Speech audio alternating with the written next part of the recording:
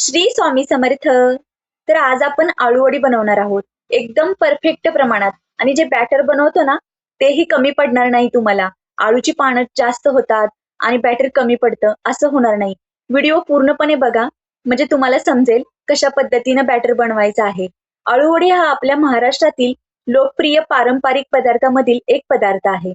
तर आज आपण तोच पाहणार आहोत कसा बनवायचा एकदम परफेक्ट प्रमाणात. तर चला रेसिपीला सुरुवात करूया. तर इथं आळूची पानं मी 2 पाण्यानं स्वच्छ धुवून ठेवलेली आहेत बघा. आधी भिजत घातलेली 5-10 मिनिटासाठी आणि नंतर मी 2 पाने चेंज करून आता आपण त्याची देठं वगैरे काढून ही साईडला ठेवून घेऊया. आणि आता बघूया बॅटरसाठी काय काय लागतं ते.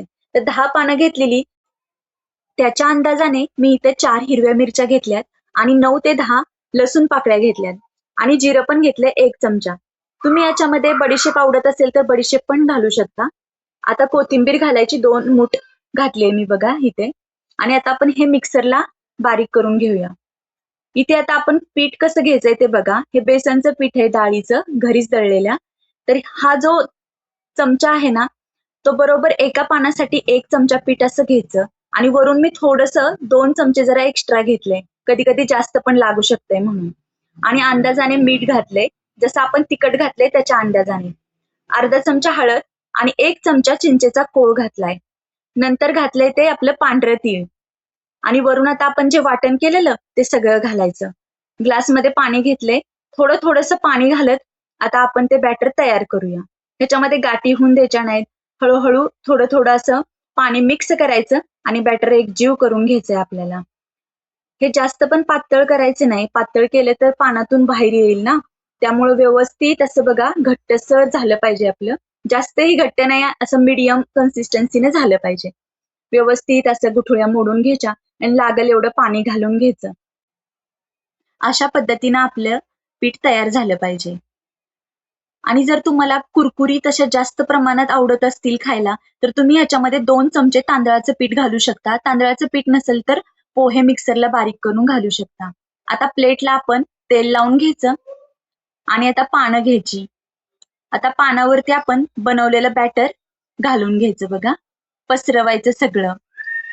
या ठिकाणी तुम्ही हातानेही पसरू शकता. मी चमच्याच्या साह्याने पसरवलंय.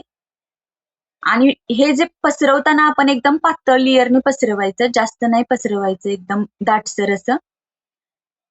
कारण मग शिजताना ते कुठं घट्ट कुठं असं व्यवस्थित शिजलं जात नाही. त्यासाठी एकदम पातळ पसरवून घ्यायचं व्यवस्थित असं.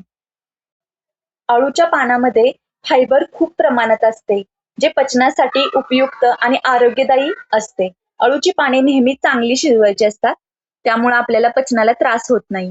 तर इथे बघा, आता एक आपण सरळ ठेवलेलं पान, त्याच्यावरती आता हे दुसरं उलट करून ठेवायचं विरुद्ध दिशेला, पाहू शकता. आणि आता असं पसरवून घ्यायचं परत, असं व्यवस्थित असं पसरून घ्यायचं. तुम्ही अशी आळूवडी कधी केली का? केली असेल तर कमेंटमध्ये सांगा. चॅनेलवर नवीन असाल तर माझ्या चॅनेलला सबस्क्राईब करा, लाईक, शेअर आणि कमेंट करा. तर इथे बघा, आता आपण ह्याला अशी घडी करून घेणार आहोत. व्यवस्थितपणे असं दाबत दाबत हलक्या हलक्या हाताने. इकडे आपण कढई पण तापत ठेवलेली आहे गॅसवरती. उकळायला पाणी टाकलंय त्याच्यामध्ये ते. आणि आता सगळ्या आपण पानांच्या अशाच घड्या करून घेणार आहोत. ताटाला आपण तेल लावलेलं, तर त्याच्यामध्ये आपण ह्या सगळ्या ठेवणार आहोत आळूवडीचं. आणि आता बघा उकळलंय पाणी, त्याच्यामध्ये आपण आता हे 15 मिनिटासाठी वाफवून घेणार आहोत. 10 ते 12 मिनिटात होतातच त्या. मीडियम गॅस ठेवलेला मी, त्याच्यावरती केल्यात. बघा किती मस्त वाफवल्यात ना. कशा ओळखायच्या शिजलेल्या? तर हाताला ते पीठ चिकटलं नाही पाहिजे, तर समजायचं आपली आळूवडी तयार आहे खाण्यासाठी. ह्या गरम गरम अशाही खाऊ शकता, खूप टेस्टी लागतात. मी जरा थंड केलेल्या. आणि आता आपण ह्या कापून घेऊया बघा व्यवस्थित अशा. एक एक छोटे छोटे पीस जसे तुम्हाला आवडतील ना त्या पद्धतीने तुम्ही करा. पातळ, जाड, आपल्या चॉईसनुसार तुम्हाला जसे आवडतात त्या पद्धतीने तुम्ही करू शकता. बघा कसं मस्त त्याच्या आतमधलं बॅटर कसं व्यवस्थित शिजलं गेलंय आणि दिसतंय पण खूप छान. पानं पण एकदम अशी व्यवस्थित दिसतात, आतमधलं ते शिजलेलं पानाची लेयर वगैरे कशी छान दिसते ना बघा. खूप मस्त झाल्यात आळूवड्या.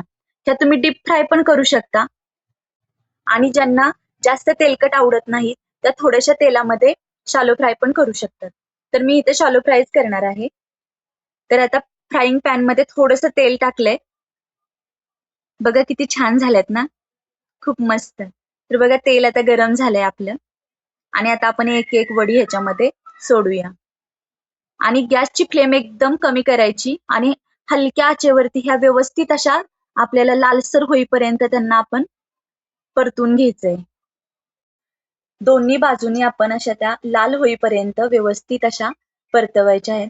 अशा केल्या की त्या एकदम कुडकुडीत लागतात आणि मस्तही एकदम टेस्टही खूप छान लागते ह्याची. पहा, खूप मस्त दिसतात वड्या आपल्या. आता खाण्यासाठी एकदम रेडी आहेत. खूप छान झाल्यात. व्हिडिओ जर पहिल्यांदा पाहत असेल तर माझ्या चॅनलला सबस्क्राईब करा, लाईक, शेअर आणि कमेंट्स करायला विसरू नका. वेळात वेळ काढून तुम्ही हा व्हिडिओ पाहिल्याबद्दल मनापासून धन्यवाद.